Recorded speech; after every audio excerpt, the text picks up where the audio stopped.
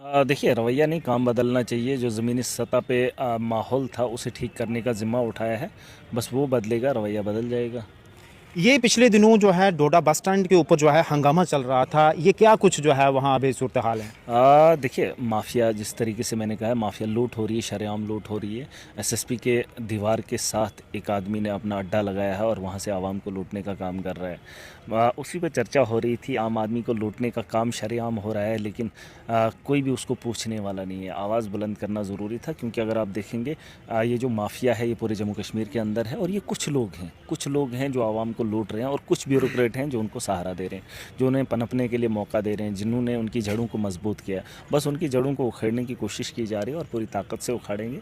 Education का भी mafia है, अड्डे का माफिया है, रेत का माफिया है, बहुत सारी चीज़ों पे लगाम कसी है। कुछ लोग हैं, बस उनको रोकेंगे तो आवाम अच्छे से भाई साहब, ज़िंदगी जिस तरीके से गुजारेगी। आप बोलते हैं, बड़ी बेबाकी से जो है बोलते हैं, लोगों की आवाज़ जो है वो रखते हैं, लेकिन क्या लगता है आपको बाकी जो चुने हुए नुमाइंदे हैं उनको भी ऐसा काम करना चाहिए और सिस्टम को जो है वो चेंज करने की कोशिश करनी चाहिए उनको? देखिए हमारी ट्रेनिंग चल रही है, 2 दिन हो गई है। ट्रेनिंग में बताया जाता है इलेक्टेड रिप्रेजेंटेटिव का क्या काम रहता है, ब्यूरोक्रेट्स का क्या काम रहता है। देखिए मैंने कल भी कहा था, जैसे मैं पहले भी कहता हूँ, मैं काम वही कर रहा हूँ जो आवाम की बेहतरी के लिए और मुल्क की भला और बहबूदी के लिए है। उसमें ये पढ़ने की ज़रूरत नहीं है। और प्रोटोकॉल इलेक्टेड रिप्रेजेंटेटिव का बहुत बड़ा है, बहुत बड़ा है, इसमें आप अंदाज़ा नहीं कर सकते। लेकिन कुछ ब्यूरोक्रेट्स को तकलीफ़ होती है ये समझने में।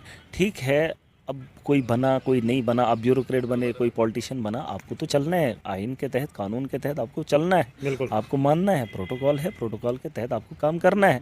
या तो अगर आपको लगता है कि नहीं हमारा प्रोटोकॉल बड़ा होना चाहिए, हमारी पर्सनैलिटी होनी चाहिए, या हमारा ओहदा बड़ा होना चाहिए, तो आप कुर्सी छोड़ के, ब्यूरोक्रेसी को छोड़ के पॉलिटिक्स में आ जाइए। जैसे अरविंद केजरीवाल जी आईएएस थे, उनको लगा कि मैं उस कुर्सी पे ठीक नहीं हूँ, मैं यहाँ से लोगों के काम नहीं कर सकता हूँ या कुछ नहीं कर सकता हूँ, तो पॉलिटिशियन बने और दिल्ली को बदला।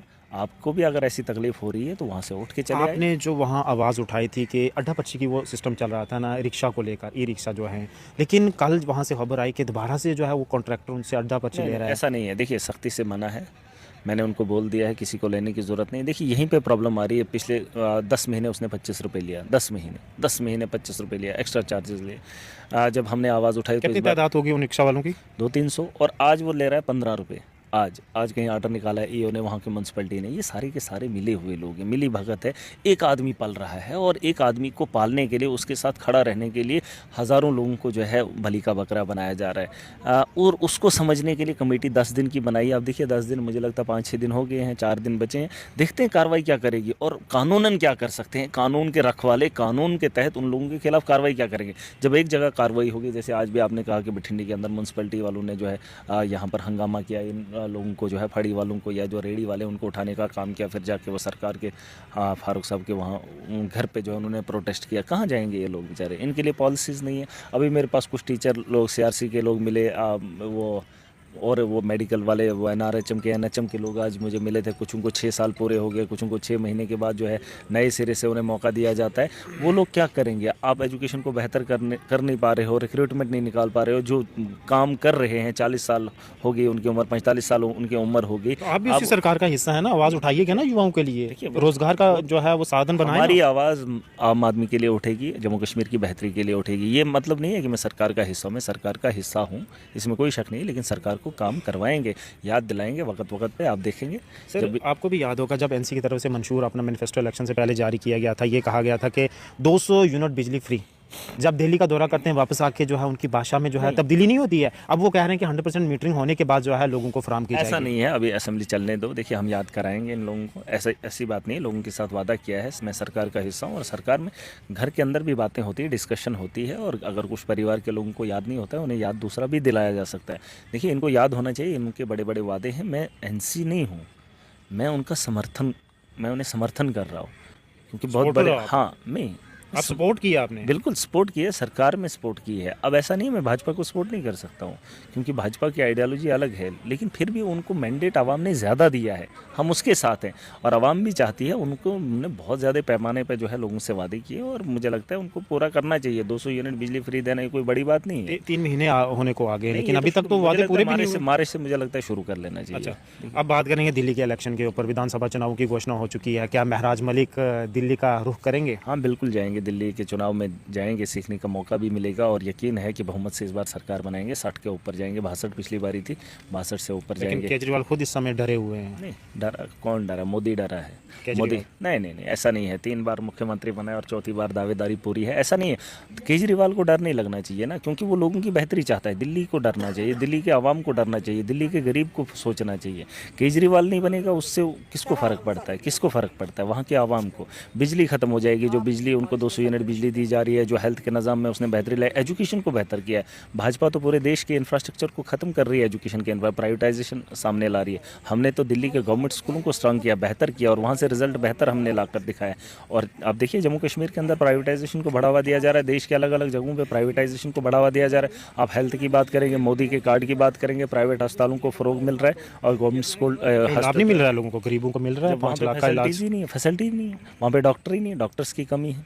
प्राइवेट में आप देख लीजिए, वहाँ पे इलाज करने के लिए मजबूर किया जा रहा है। मोदी कार्ड को यहाँ से शिफ्ट करके गवर्नमेंट हॉस्पिटल से शिफ्ट करा के प्राइवेट में इलाज करवाया जा रहा है। मैं ये नहीं कह रहा हूँ वहाँ पे क्यों करवा रहे हैं, मैं ये कह रहा हूँ कि गवर्नमेंट हॉस्पिटल को बेहतर किया जा सकता है, लेकिन करने की नीयत नहीं है।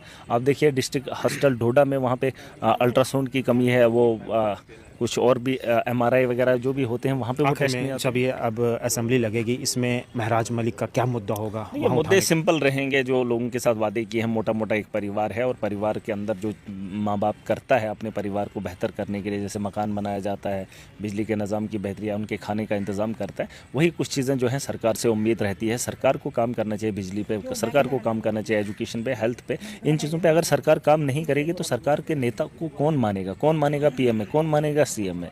जब इन चीज़ों पे काम होगा ही नहीं, अगर ये काम भी आवाम को करने पड़ेंगे, धक्का लगा के या बंती गेलचा उठा के सड़क को ठीक करना पड़ेगा, तो सरकार का क्या काम आखिर में करेगा? मुझे बताइए, आप तो MLA हैं, आप डोडा एडमिनिस्ट्रेशन के आपस में कोऑर्डिनेशन आपका अच्छा है या फिर वैसे ही वाला है पहले? देखिए मुझे कोऑर्डिनेशन नहीं करना है, जिसको आदमी को जो जिम्मेदारी है वो अपना काम करे।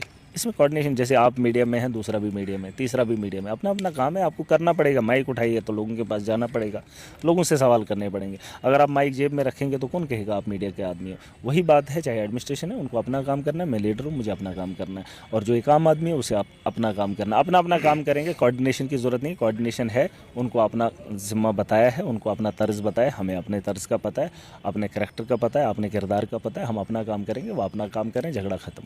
आवाम की बेहतरी के लिए सबको काम करना है, मुल्क की बेहतरी के लिए सबको काम करना है, और जो नहीं करेगा, जो मुल्क के इस काम में दखल अंदाजी करेगा, और उसे हम नहीं छोड़ेंगे। और आवाम की उसे अगर कहीं कोशिश करेगा इंटरफेयर करने की, तो उन्हें भी ठीक करने का काम